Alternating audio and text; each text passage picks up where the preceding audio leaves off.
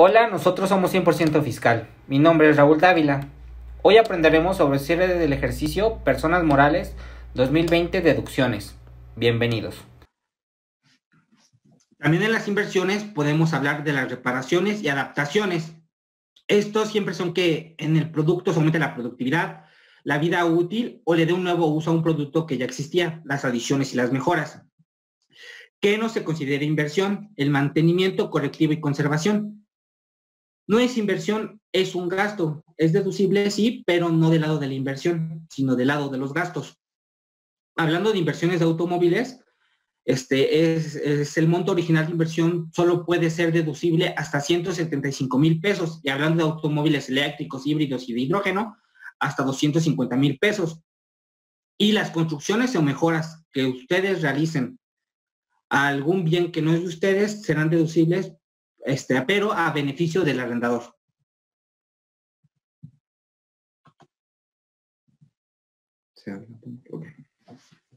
Hablemos de los créditos incobrables. Son las pérdidas en los bienes en las que el contribuyente por una casa, por un caso fortuito o por alguna situación, no lo podamos reflejar en el inventario. Son deducibles en el ejercicio en el que pase esta situación.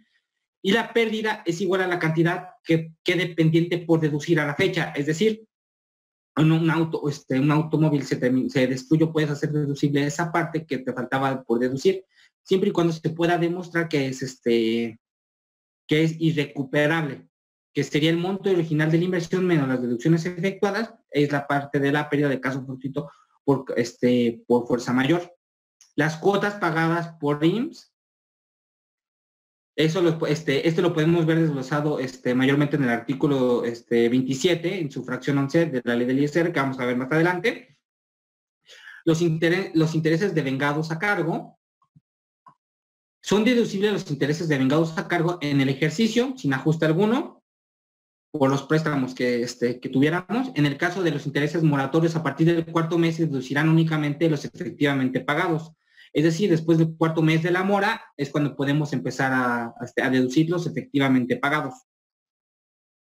Hablemos del ajuste anual por inflación. Este se determina por un saldo promedio anual de las deudas y el saldo promedio anual de los créditos. Estos mismos saldos se dividen entre la cantidad de meses del ejercicio. ¿Cómo se realiza? Bueno, son la suma de todas las cuentas que conforman las deudas. Entre los 12 meses nos da el saldo promedio anual de las deudas. Espera un tantito. Ok, y la suma de las cuentas correspondientes a créditos nos da el saldo total de créditos entre los 12 meses, que nos da el saldo promedio anual de sus créditos. A ver, espérame tantito. Una disculpa.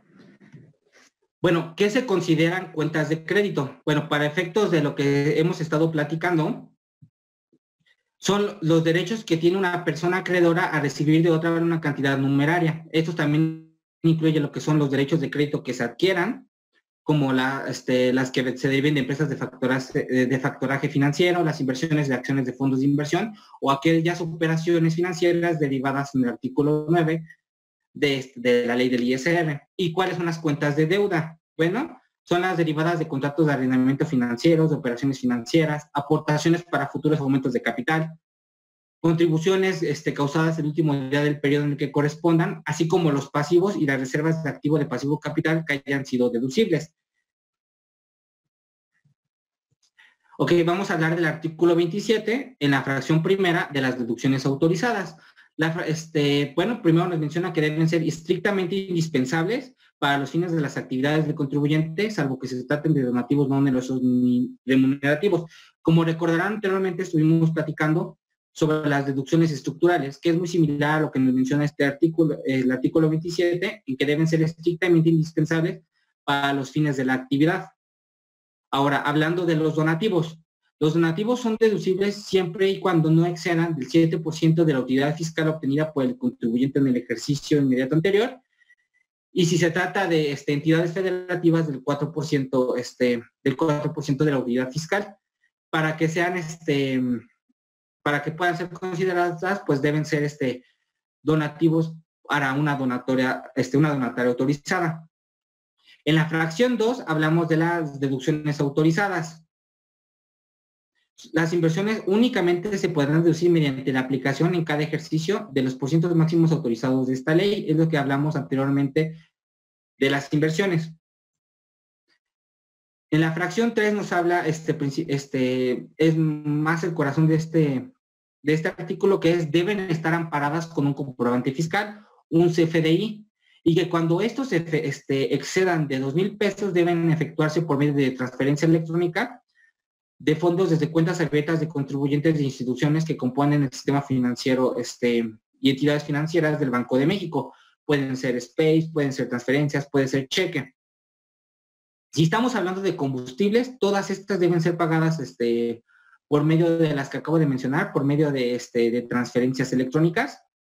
No importa si estas son menores a 2,000 pesos. Los pagos que se efectúen mediante cheque nominativo pues deben de contener la clave del registro federal del contribuyente de quien lo expidió, así de a quién va abonado y quién es el beneficiario. Deben estar efectivamente registradas en contabilidad, si no, no van a poder ser deducibles, y que estas solo pueden ser deducidas una sola vez. También hablando de deducciones, por ejemplo, que tengan retenciones, por ejemplo, honorarios, deben estar específicamente señaladas dentro del CFDI, que contenga su subtotal, su IVA o su ISR y las retenciones correspondientes. Lo mismo va con el IVA, debe de estar de forma expresa y por separado en el comprobante fiscal.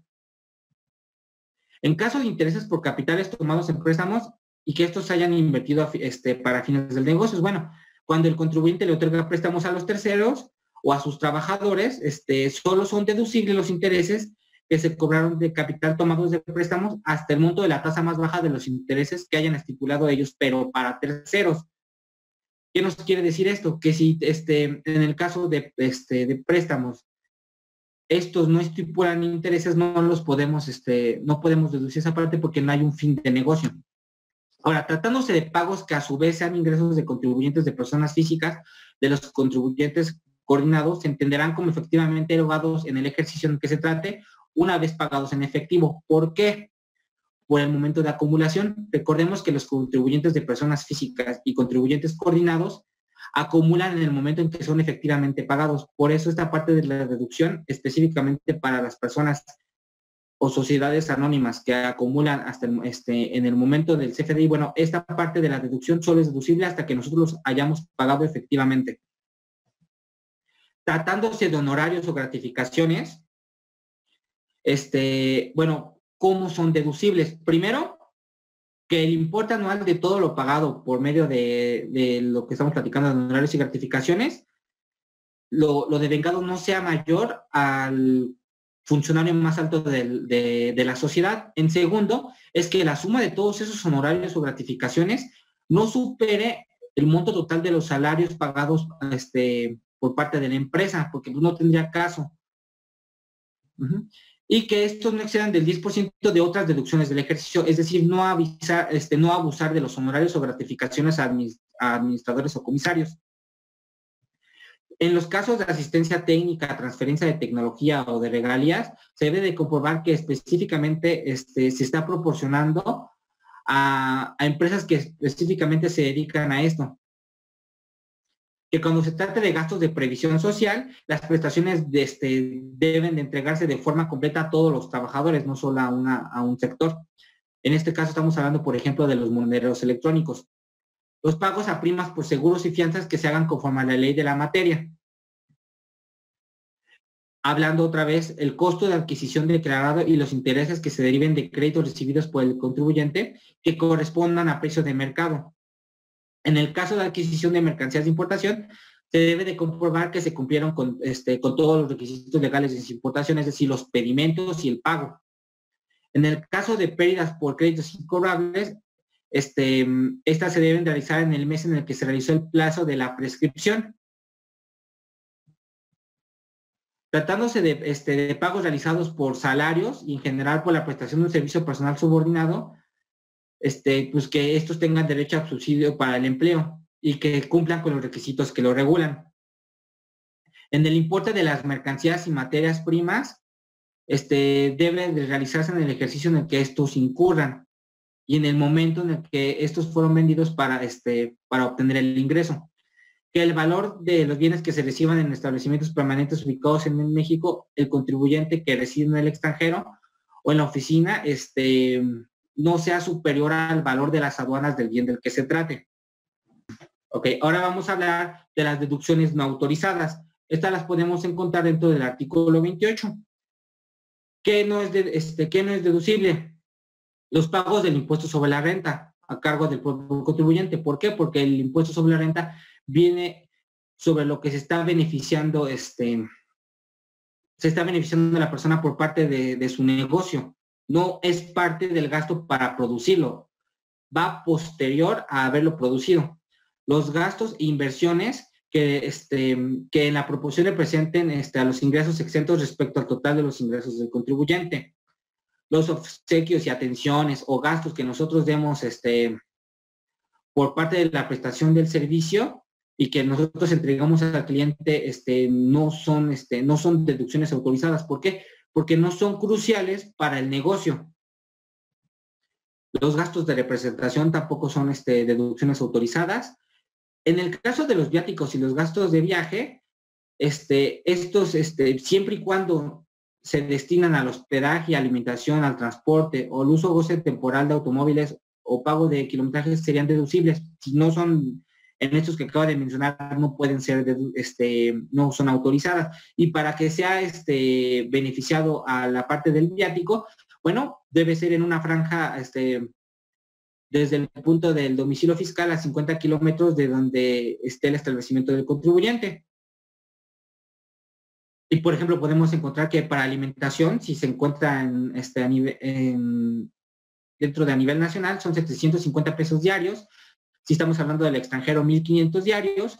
Para automóviles está topado 850 pesos la renta diaria de un automóvil. Y del lado del hospedaje, siempre y cuando estas no excedan de 3,850 pesos diarios.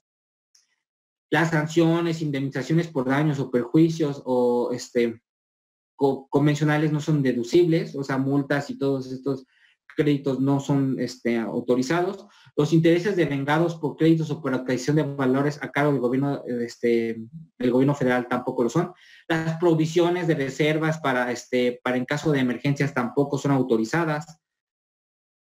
Las reservas para indemnizaciones al personal tampoco son deducciones autorizadas porque son parte de los derechos de los trabajadores. Las primas o sobreprecios sobre el valor nominal que el contribuyente pague por el reembolso de acciones que emita. Las pérdidas por caso fortuito que no correspondan al valor del mercado, es decir, que hayan sido registrado con un valor diferente al que verdaderamente tenían. Un crédito comercial que se haya adquirido por medio de terceros. Y el pago de aviones y embarcaciones pues, que no tengan concesiones del gobierno federal para ser explotados comercialmente. Muchas gracias por su atención. Cualquier duda o aclaración, escríbenos en nuestras redes sociales. Capacitando para el futuro.